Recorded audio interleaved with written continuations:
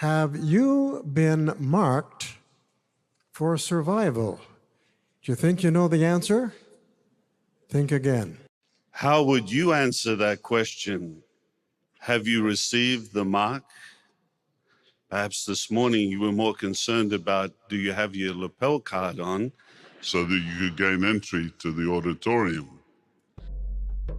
Watchtower Corporation's cult of Jehovah's Witnesses in many ways resembles any other Christian doomsday cult, except for one striking difference: their promotion of the mark of the beast.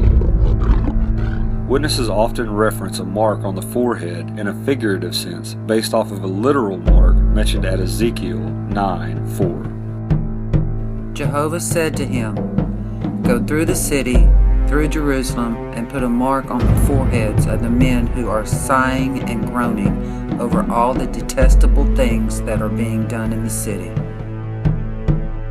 In their 1984 book entitled Survival into a New Earth, Watchtower says, "Many people are disillusioned with churches and no longer attend. They may also be greatly disturbed about the violence and dishonesty in the world, but that does not necessarily mean that they are marked for survival. They must be marked by the man with the secretary's inkhorn. The facts show that the faithful and discreet slave class is doing that marking work today. All who want to be marked as having God's approval must accept the instruction that is provided through that slave class. Not only persons who have come out of Christendom, but all, regardless of background, who hope to survive into the new earth as associates of the anointed class must have this mark." But is this a true representation for what Watchtower teaches concerning such marks? In their publication, Insight on the Scriptures, the definition of a mark states, "Among non-Israelites, animals and even slaves were branded with a mark as an indication of ownership. In the case of humans, such property marks were placed on a conspicuous part of the body, such as the forehead." It also states, "In John's vision, persons receiving the mark of the wild beast on their forehead or on their hand were in line for destruction. The mark on the hand would logically signify active support of the wild beast, the hand being used to accomplish work."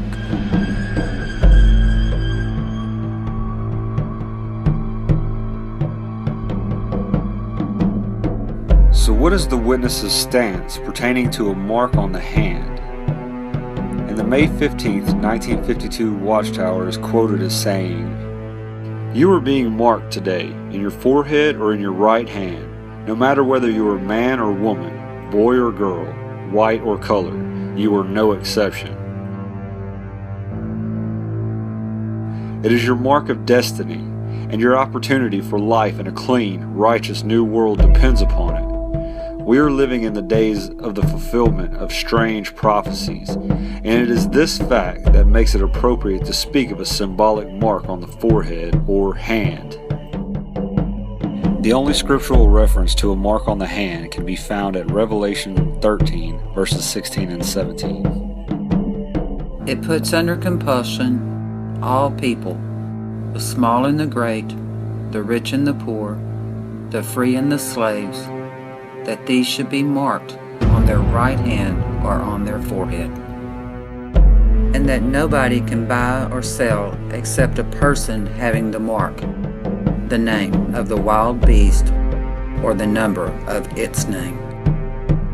So is the governing body subtly conditioning its slaves to accept the mark of the beast, while also heralding a coming new world order?